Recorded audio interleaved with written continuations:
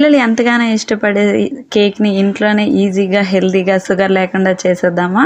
దానికోసం అయితే నేను నియర్లీ ఒక 100 గ్రామ్స్ సీడ్లెస్ ఖర్జూరం తీసుకొని కొంచెం గోరువెచ్చని పాలలో నానబెట్టుకోవాలి. అలా నానబెడితేనే మనకి ఖర్జూరం అనేది కొంచెం మెత్తగా అవుతుంది. అలానే జీడిపప్పును కూడా ఒక 5-6 నిమిషాలు వేడి నీటిలోటి వేసి తీసేసి మిక్సీ జార్లో వేసుకొని అందులోనే మనం నానబెట్టుకున్న ఖర్జూరం అండ్ మిల్క్ని కూడా యాడ్ చేసుకోవాలి. మిల్క్ అయితే నేను 1 కప్ ఆఫ్ మిల్క్లో నేను 100 గ్రామ్స్ ఆఫ్ ఖర్జూరంని వేసుకున్నాను. అలానే జీడిపప్పు మన ఇష్టం, ఒక నియర్లీ ఒక 30-50 గ్రామ్స్ అయినా సరిపోతుంది.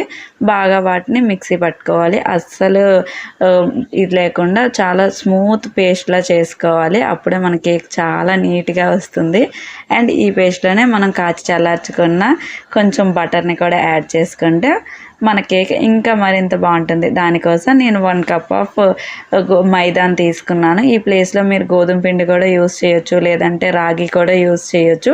బట్ నేనైతే మైదా తీసుకున్నాను. దాంట్లోనే ఇంకా 1/2 spoon baking powder, 1/2 spoon baking soda and 1 spoon cocoa powder కూడా వేసుకుని స్మూత్గా మనం జల్లెడ పట్టుకోవాలి. అలానే పించ్ ఆఫ్ సాల్ట్ కూడా యాడ్ చేసుకొని జల్లెడ పట్టుకోవాలి. ఎటువంటి ఇవి రఫ్ లేకుండా మనకి పేస్ట్ పౌడర్ అనేది చాలా స్మూత్గా ఉంటేనే కేక్ కూడా మనకి నీట్గా వస్తుంది. లేదంటే ఇరిగిపోవడం అలాంటివి అవుతుంటాయి అన్నమాట. మనం తయారు చేసుకున్న పేస్ట్లో బటర్తో పాటు ఈ పౌడర్ని కూడా వేసి బాగా మిక్స్ చేసుకోవాలి. ఎంత బాగా అంటే మనకి పౌడర్ అస్సలు ఉండలుగా లేకుండా చాలా స్మూత్గా పౌడర్ అంతా కలిసిపోతూ ఉండాలి. ఒకవేళ ఈవెన్ మీకు ఇంకా అక్కడ సరిపోవట్లేదు అంటే కాచి చల్లార్చుకున్న పాలను కూడా యాడ్ చేసుకోవచ్చు. బ్యాటర్ అనేది ఇలా వీడియోలో చూపించినట్టుగా తయారయ్యాక ఇందులోనే మెయిన్ ఇంగ్రీడియంట్ అండి. దీనివల్లే కేక్ చాలా పఫీగా వస్తుంది. ఇందులో 2-3 స్పూన్స్ ఆఫ్ కర్డ్ని కూడా వేసి బాగా మిక్స్ చేసుకోవాలి. బాగా కలుపుకోవాలి. ఎంత బాగా మనం కలుపుతామో అప్పుడే అంత మంచి కేక్ మనకి రెడీ అవుతుంది. సో చూసారు కదా, బాగా కలుపుకుంటే మనకి కన్సిస్టెన్సీ అనేది ఇలా ఉంటుంది. అదే మనకి బ్యాటర్ అయితే చాలా పర్ఫెక్ట్గా రెడీ అయిపోయింది కదా. ఇప్పుడు మనం ఒక మందపాటి కడాయిలో ఇసుక కానీ సాల్ట్ కానీ వేసి ముందుగానే ప్రీ హీట్ చేసుకోవాలి.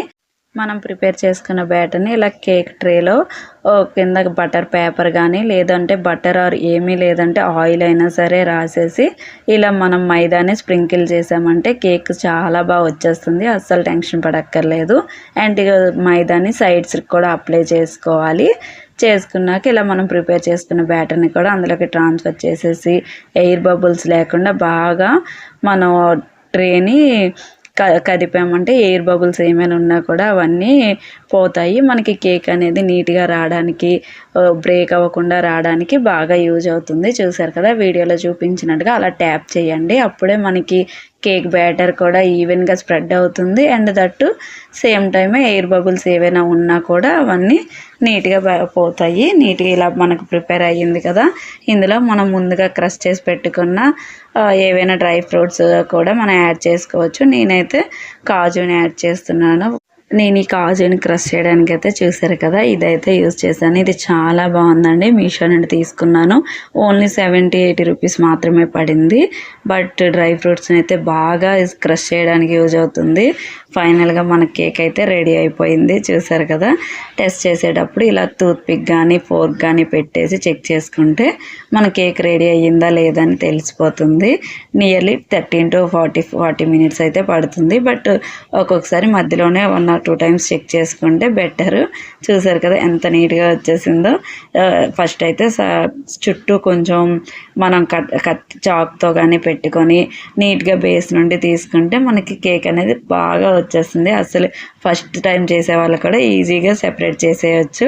మన టేస్టీ కాజు హెల్తీ కేక్ అయితే రెడీ అయిపోయింది. చూసారు కదా ఎంత స్మూత్గా వచ్చిందో. ఇంట్లో పిల్లలకి కానీ ఇలా చేసి పెడితే వాళ్ళైతే హ్యాపీగా తింటారు. ఇందులో మైదా కాకుండా రాగి ఫ్లోర్ యూస్ చేసినా బాగుంటుంది. చూసారా, మా పాప అయితే ఫుల్ ఎంజాయ్ చేస్తుంది అనమాట. ఇది కానీ ఫ్రిడ్జ్లో పెట్టుకుంటే 1 or 2 డేస్ ఉంటుంది కదా. పిల్లలు అడిగేటప్పుడల్లా ఈజీగా ఇచ్చేయచ్చు. ఇలాంటి home tips and cooking items కోసం మన ఛానల్ని సబ్స్క్రైబ్ చేసుకోండి. నెక్స్ట్ వీడియోతో మళ్ళీ కలుద్దాం.